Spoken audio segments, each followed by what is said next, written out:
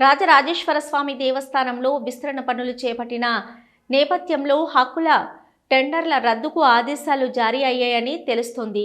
గతంలో రాజన్న సన్నిధిలో 2025-27 వరకు 2 ఏళ్ల కాల పరిమితితో కూడిన టెండర్లు నిర్వహించగా పలువురు కాంట్రాక్టర్లు 3.31 కోట్లతో హక్కులను దక్కించుకున్నారు.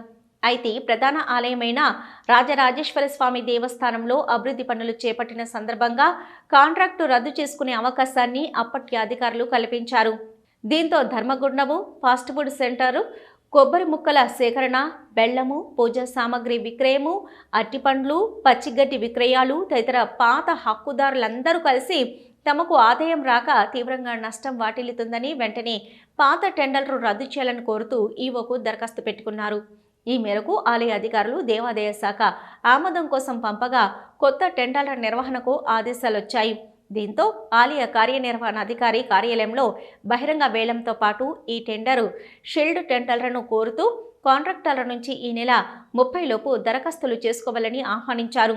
రాజన్న సన్నిధిలో ధర్మగుండంలో కొబ్బరి ముక్కల సేకరణకు 1.56 కోట్లు, ఫాస్ట్ ఫుడ్ సెంటర్కు 46.50 లక్షలు, ప్రధాన దేవాలయమైన రాజన్న సన్నిధిలో భక్తులు కొట్టే కొబ్బరి ముక్కల సేకరణకు 170 కోట్లు, అనుబంధ ఆలయాల్లో కొబ్బరి ముక్కల సేకరణకు 1.21 కోట్లు, బెల్లము, పూజా సామాగ్రి విక్రయాల హక్కులకు 2.66 కోట్లకు 2 ఏళ్ల కాల పరిమితితో కూడిన టెండర్లు పిలవడంతో కాంట్రాక్టు పొందారు.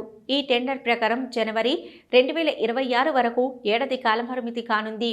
ఇప్పటి వరకు కాంట్రాక్టర్ల నుంచి రావాల్సిన బకాయిలన్నీ వసూలు చేసేందుకు అధికారులు తీవ్ర ఒత్తిడి తెచ్చారు.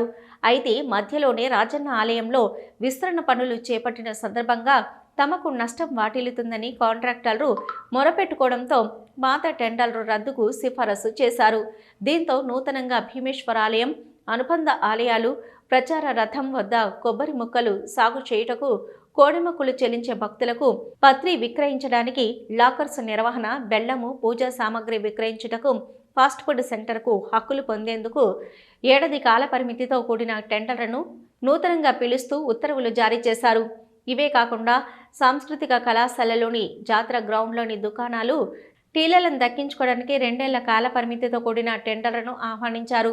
మరోవైపు కరీంనగర్ పట్టణంలోని టవర్ సర్కిల్లో దుకాణాల సముదాయంలోని దుకాణాలకు బహిరంగ వేలం పాటలను కరీంనగర్లోని రాజరాజేశ్వర కళ్యాణ మండపంలో నిర్వహించేందుకు ఏర్పాట్లు చేశారు.